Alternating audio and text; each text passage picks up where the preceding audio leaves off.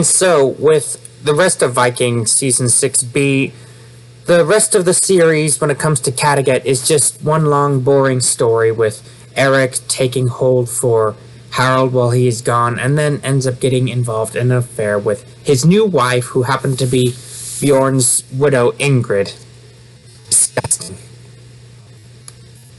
And then Ingrid wanting to assassinate the King of Denmark because he had converted to Christianity. And I really like this foreshadowing as the coming of the Christianization of Scandinavia. But really, Denmark, or at least the Jutland Peninsula, didn't become majority Christian up until the 10th century. But I will say, aside from that boring storyline and the sloppy writing with Ivar's storyline, one storyline I think they did do a good job on was Ubba's storyline, and here is where they did some alternate history right. Now, if you recall, Ubba ends up getting a bit sadistic with this undercover Christian priest who failed at being a missionary. You are a Christian. You are an enemy of our gods. So you deserve to die. And then, beloved, we would never find the Golden Land. Without Otto, we have no chance. Ironically, this implies that the Golden Land, the North American continent, had already been discovered by a European. Now, is that accurate?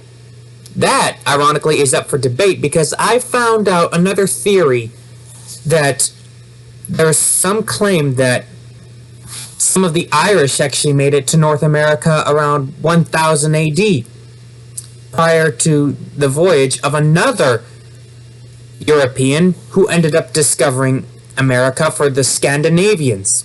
They called it Vinland. Many fans end up mistaking the Eric who was the caretaker of Norway, while Harold goes to England with Ivar, to be Eric the Red. I think he's more so based off of Eric Bloodaxe, who was the son of Harold Fairhair, or Finehair. But anyways, if he was the Eric the Red, then he would have gone with Ubba to Iceland. And it turns out that this Eric the Red in real life was a murderer in Iceland and then became a fugitive and ended up fleeing and discovering Greenland. And then his son, Leif Erikson, ended up founding a temporary colony in North America called Vinland because they believed they could grow grapes for wine there. Almost 500 years before Columbus even sails the ocean blue. Take that, Columbus! Though unfortunately the settlement didn't last long, and the Scandinavians and the Native Americans, or what the Scandinavians called the Skraelings, didn't get along well. And there was initial warfare between the two groups, and having the superior numbers, they eventually drove Leif Erikson and the Finnish settlers back to Greenland. But the history, or alternate history shown here, is actually one of the best scenarios of alternate history I have ever seen. For the character development of Ubba, they did not stray away from his path of a good character and one who is open-minded and considerate to other cultures.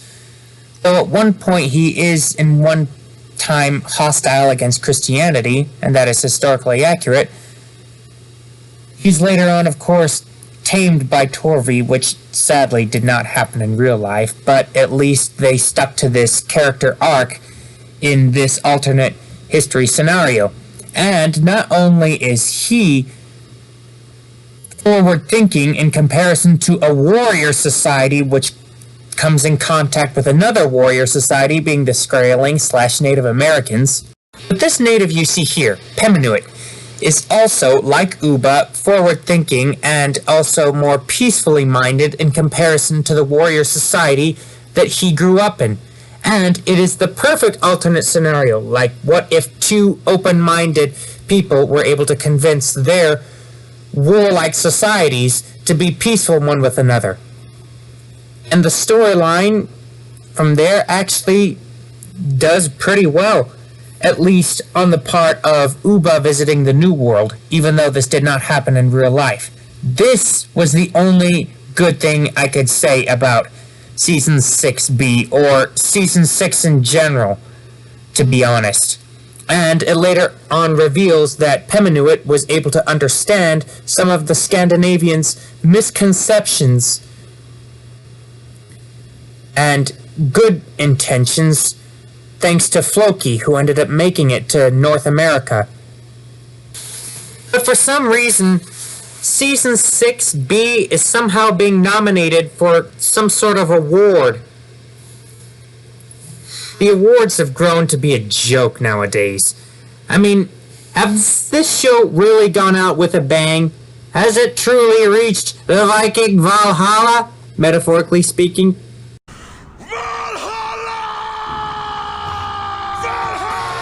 Nope. Niflheim for you, buddy. For the historical accuracy, I give it a 2.6. Storyline overall, a 2.1. The creative licensing done right, a 1.3. It's terrible, to be honest. Now, granted, this show used to be great. I mean, in Season 3, they did do a lot of stuff that was extremely historically inaccurate, and it even ticked me off, but still had somewhat of an interesting storyline. Something that would keep the audience attached. And apparently, the only thing that kept me attached was my curiosity and also my eagerness to see how they portrayed Alfred the Great, as he was one of my favorite English kings in history. And if it weren't for that, I probably would have stopped watching. I was so excited to see how they portrayed Alfred. And how he would be portrayed in Season 6B. They really missed out on an opportunity to do an epic battle with better strategy used by both Alfred and Ivar. And they should have done Alfred outsmarting Ivar, just as they foreshadowed in Season 4B, when Alfred was playing chess with Ivar. It's all so disappointing. Things just went from Valhalla to Helheim. Or Niflheim. Well, that's about all I have to say about that. My expert opinion. Anyways, don't forget to like, subscribe, and to share. It really helps out the channel when you do that. Thank you very much for watching. God bless. Director out.